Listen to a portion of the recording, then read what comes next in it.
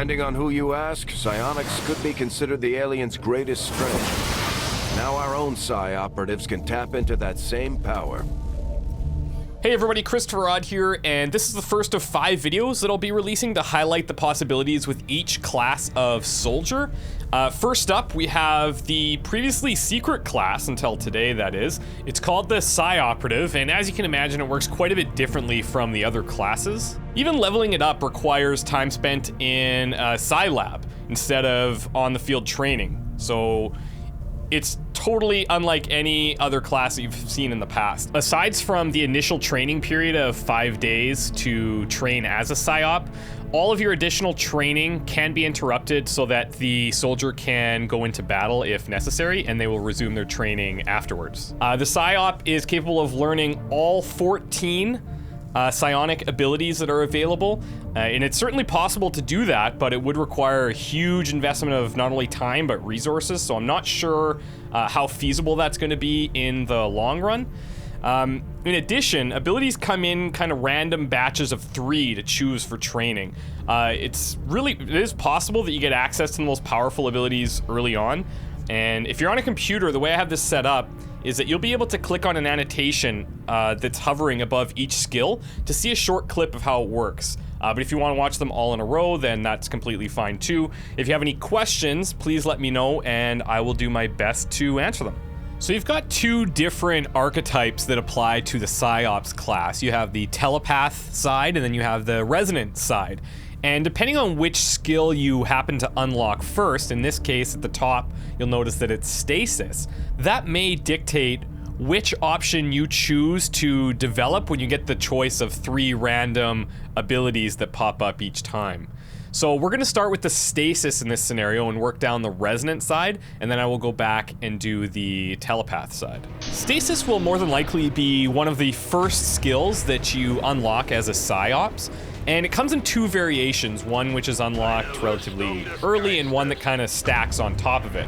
So the base Stasis, what it does is stuns a target for 1 turn and renders them immune to any damage or attack. So it's really good if you have, let's say, a berserker that's going to be approaching and you just want to take it out of the fight for 1 turn and deal with everything else. Stasis is really helpful for that. Next up, we have the Inspire ability, and what that does is it grants a bonus action immediately to a nearby squad mate. It's got a 3-turn cooldown, and the squad mate must be within sight radius, but doesn't require line of sight. So oftentimes, it's great if you have a ranger that gets slightly out of position after they were supposed to get a kill, but then they failed. The PsyOps is there to kind of say, okay, we'll give you 1 more move, get to safety.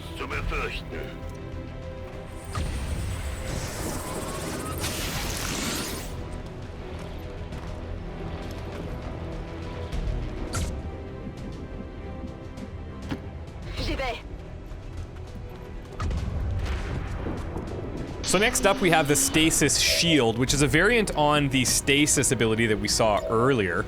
And the difference here is that now it can be cast on allies. So again, it completely stuns the target for 1 turn, renders them immune to any damage or attack. So instead of kind of holding an enemy at bay, now this is a get out of jail free card and gives somebody a chance to live for an additional turn, and hopefully you can make circumstances better to save them. This next one is a personal favorite of mine, and it's called Sustain. How this works is, if the PsyOp takes enough damage to be killed, they're immediately put into stasis for 1 turn, and their health is only reduced to 1 HP. This can only happen once per mission. Note, though, that if they contracted poison or they're burning, it can still affect them afterwards.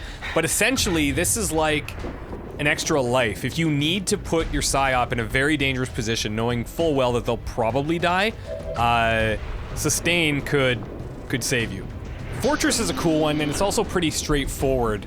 Basically how it works is Psi Operative is immune to fire, poison, acid, and explosive damage. That one's really key. But you can use it in a lot of ways. If you need to get through a path that's covered in either one of those elements, then great. If your loot is sitting inside of a poisonous or acid cloud, then great, you can go and get the loot. The defense from explosive damage is pretty huge, so Fortress can be very, very powerful in the right scenarios.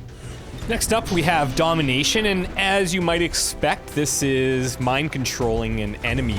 You can only use it once per mission, and the success is dependent on your Psi stat compared to the will of the target. The nice thing is it's got a 4-turn cooldown if the attempt was unsuccessful. So you can keep trying it every 4 turns until it works for you, which makes it very, very powerful. Arguably, one of the most powerful Psi Op skills is Void Rift, and this is the last ability in the Resonant tree. Now, you can unlock this at any time. These come up randomly. You might get this early, you might get this late. But essentially what Void Rift does is it generates an explosive field of psionic energy that immediately damages everything within it. And then organic enemies have a chance to suffer insanity, which we haven't talked about yet. And this has a 5-turn cooldown, so you can use it fairly regularly. And we'll talk about insanity in a bit here.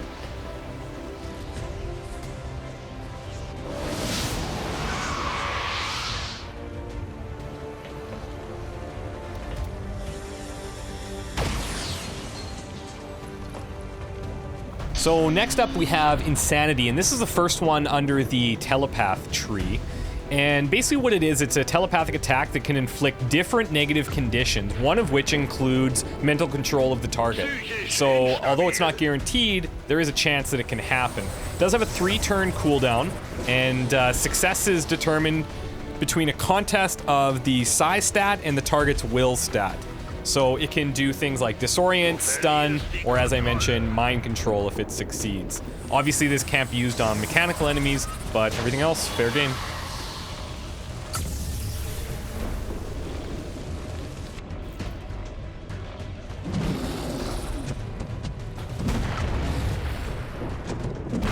So next up, we actually have 2. We have Soul Fire and Soul Steel. Soul Fire is one that unlocks pretty regularly. It's actually not listed in the tree, but it is unlockable, and it does guaranteed psionic damage to organic enemies, and I think the range is 4 to 6. Nice thing is it ignores cover and armor. Eventually, you get Soul Steel, which does what it sounds like. It deals damage to an enemy and returns half of that back to the Psi Operative as health. Now, it only replenishes lost health. It cannot add to the Psi-Op's maximum HP, but pretty powerful nonetheless for a little health boost when you need it. Now, Solace is really unique. Solace is a passive, and basically, the Psi-Op is surrounded by an aura that immediately extinguishes or blocks any mental impairments for themselves or any nearby squad mates. So it's got a 4-tile radius always running around the Psi Operative, and if you move next to afflicted allies, it'll immediately cleanse their mental impairments. And one of the things you could use it for is if you have a whole bunch of people that have been either disoriented or panicked, and you just make a beeline and run past them, you will cure all of them if they're within that 4-tile radius of your path. Our next ability is called Schism, and basically it stacks with the Insanity skill, and what it does is it guarantees that Insanity will do a small amount of damage. I think it's 2 to 4 damage, and then the enemy will also take +2 damage from all future attacks. So if you need to really barrel down on one tough enemy and have everybody target it, this is a really good one to lead with. Fuse has to be one of my favorite abilities in the entire XCOM spectrum, and basically what you do is you can remotely detonate an enemy's explosive. No cooldown, it'll do the damage that grenade would have done just on location, and you can even do this on enemies that you've killed. If their bodies are still on the battlefield and they have a grenade on them, you can trigger it with Fuse, and keep in mind all of the benefits of blowing up a grenade come along with this. And last but certainly not least, we have the Null Lamps.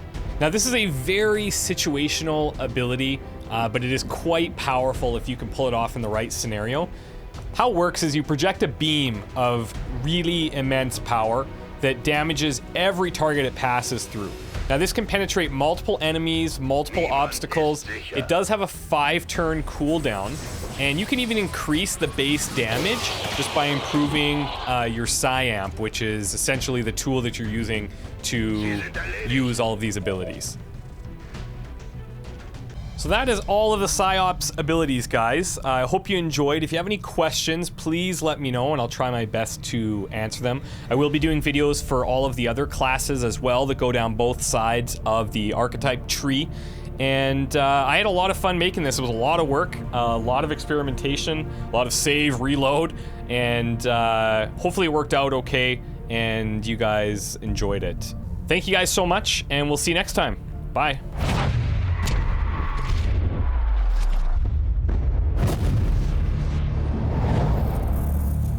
The world you once knew is no more.